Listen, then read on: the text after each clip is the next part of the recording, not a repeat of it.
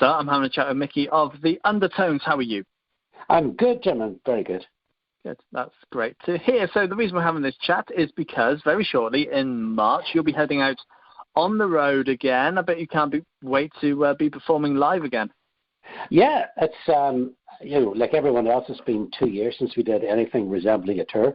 Now, over the last 6 months, we've done a couple of shows here, there, and everywhere. But being out and getting a good run at it, as they say, that's absolutely fantastic. Yeah, absolutely. And obviously with the pandemic having gone on, live shows were at a standstill. What kept you busy during all that time?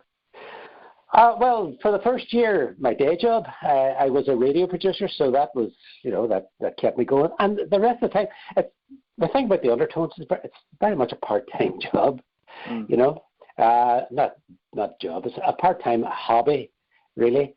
So whenever the things weren't happening, I did other things in my life, nothing very interesting, to be honest.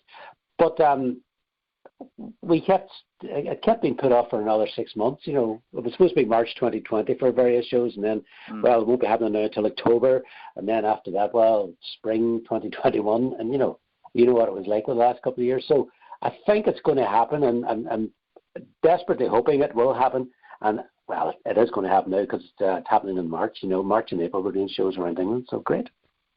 Yeah, absolutely. And you're taking out Hugh Cornwall of the Stranglers with you and Neville Staple for one of the dates off the Spez Shores. What's it like working alongside them again?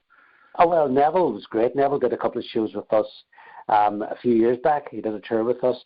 And the band is great, and he himself is just being in his presence always helps. He is a great guy.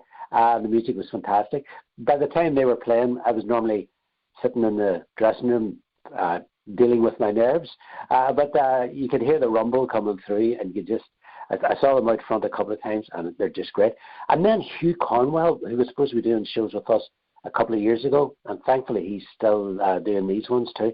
And that'll be great. I saw him live at a festival in the summer, and it was great. And it's like him with an electric band, so it's kind of the Stranglers, with all the Stranglers songs as well as his own songs. So, yeah, it's good. I hope he's not too good because we have to follow him. But I suspect we'll have to be on in top form to get anywhere near what he's going to be doing. We'll have a word with him. We'll ask him, hey, don't play the big songs. Do obscure English folk songs, Hugh. Or maybe do some Scandinavian folk songs, but don't do Strangler songs because we don't want to get the audience worked up too much. Yeah. No, indeed. And you touched on festivals as well. What's the plan this summer? Are you hoping to be doing some festivals in the festival circuit this year? Yes, well, again, for 2020, we were supposed to do the acoustic stage at Glastonbury, which is great. And the first thing, of course, we were reassured, just because it's called the acoustic stage, it doesn't mean you play acoustic, you play your full show. That, and there's a couple of, we did a festival in Hamburg in November, which was great. It was indoor. It was the Rolling Stone Weekender. And then during the summer, we're doing Wickham, which is in Hampshire. And we're doing the Cubics up in Sunderland. So, there's a great circuit now of festivals like that have they're not the tea in the parks, and they're not Leeds Reading, and they're not even Glastonbury. They're these festivals which families go along to, people go along to, and they're great. They're just the right size. You're not going to get lost. And we enjoy that, And also, I think there must be something about England. They always get good weather. Whereas if we organise festivals in Ireland, usually it's going to rain. But in England, we get great weather. England has everything. Fingers crossed for nice weather as well. Yeah.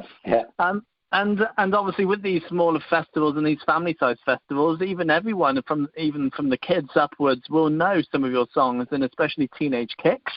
What was it like to be releasing music that ended up being so popular and is even still popular today?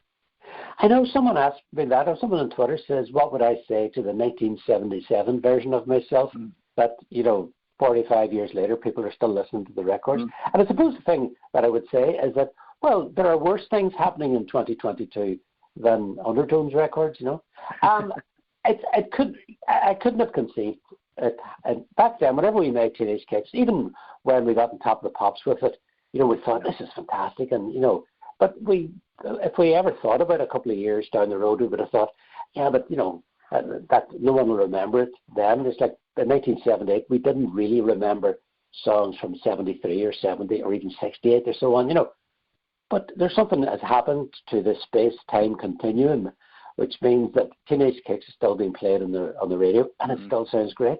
And the Undertones are still playing, even though they're of an age when they should have more sense, and it still sounds great. So I'm a beneficiary of it, so I'm not going to knock it. I'm not going to knock it at all, Jim. Good, and obviously the majority of your music was released back in the late 70s, early 80s, but you've released some new music since reforming in the 2000s, with your latest one being in 2007. Is there any talk about writing new music again, or are you happy just where the band is at the moment? I'm happy with where the band is at the minute, even though I feel a bit guilty that even that I haven't written any songs in the last 10, 13 years. But funny you mention that, because we've put together a compilation featuring the best of those two albums. They were called Get What You Need and Dig Yourself Deep. So this compilation is called Dig What You Need, and it's coming out in vinyl in March, and we'll be selling them at the show. And I listened to it for the first time in ages. A couple of weeks ago, and it sounds really good. If I can say so myself, it sounds good. I think we came back and we didn't embarrass ourselves. Sometimes that's all you can hope for. No, indeed, absolutely. Well, Mickey, it's been a pleasure having a chat with you.